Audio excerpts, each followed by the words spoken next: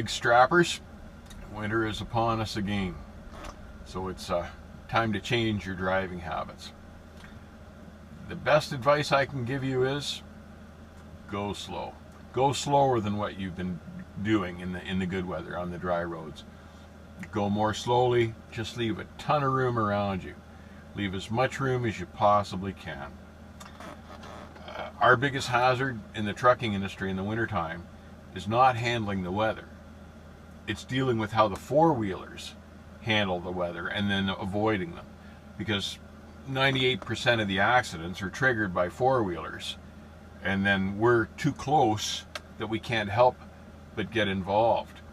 So the best piece of advice is go slow. Just leave a ton of room. Let them go on their way and be prepared for them to do something stupid, because you know they will. When you start down the hill, for instance, start even more slowly than you would have regularly, because as you roll down the hill and come around the curves, you don't know what to expect this time of year. Cars sideways, or perhaps a jackknife truck. You've got to be able to leave yourself enough room to get stopped, no matter what happens in front of you.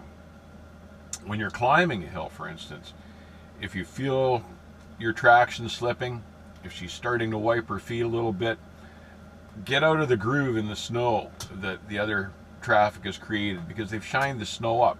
So cut your own trail through the new snow, or even perhaps get as close to the shoulder. See if the drive tires can't grab a little bit of the gravel shoulder and help you walk it up to the top. It's better than spinning out. And even then, if you do finally end up spinning out, at least you're over on the shoulder of the road. You're not sitting in the middle of the road. So just a piece of advice, a little trick on how to get up the hill if you start wiping your feet. Just move it over, cut your own trail a little bit, and try to catch some gravel on the drives. Another reason for going more slowly is that visibility is reduced in the wintertime. Whether it's the days getting shorter, or the gray skies of the snow clouds, or just snow or fog created by changing temperatures, your visibility is down. And when your visibility is down, you need to slow down, because you're seeing less in front of you, and you'll be surprised more as to what comes up on you as you travel.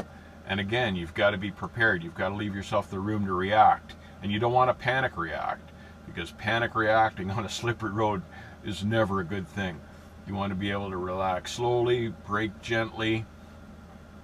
I use the Jake brake as much as possible in the wintertime. The Jake brake works on everything except the icy road, and on an icy road, nothing works. The best thing to do if you hit glare ice is just take your feet off everything and try to steer it to a safe stop. But keep your feet off the brakes, and don't even touch the Jake brake. Just roll to a stop. But otherwise, the Jake brake works well. It works better than using the brake pedal, because you can control your stopping more easily. When you're using the pedal, you don't know whether you might have one wheel that decides to lock up and start putting you into a skid.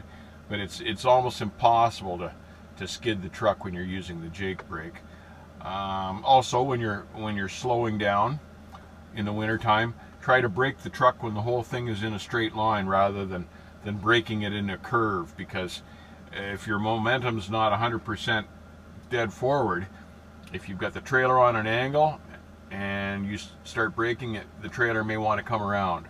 So try to do all your stopping, or as much slowing down as possible, when you're pointed in a straight line. Like, slow right down before you get to the exit ramp, rather than trying to slow down as you're going around the exit ramp and then find out you're going too fast.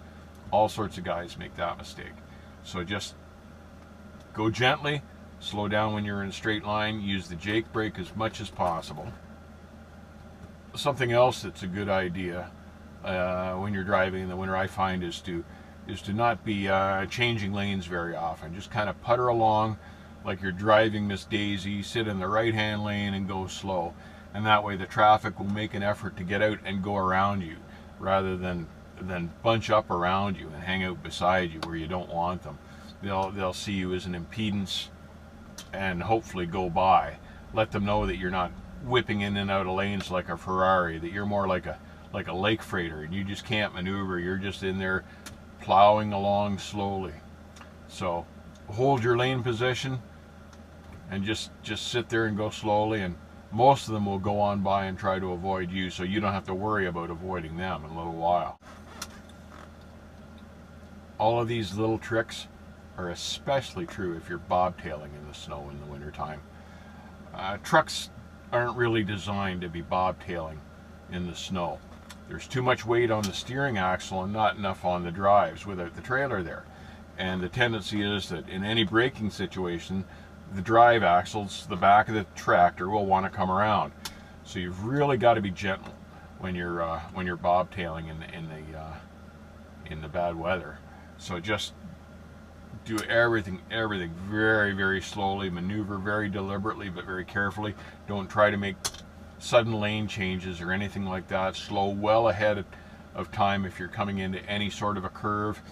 If you've got to go down a hill, start at the top far more slowly than you ordinarily would have, because you'll lose braking power going down the hill. In fact, most of the braking power will be on the steering axle, which of course will want to pivot the truck on the steering axle and bring the drives around again. So just, again, if you're bobtailing in the wintertime, just drive it like you're driving Miss Daisy. Go slow, slow, slow. Do it gently. Better to get there a little later and get there in one piece than have to jackknife it and get pulled out of the tulips.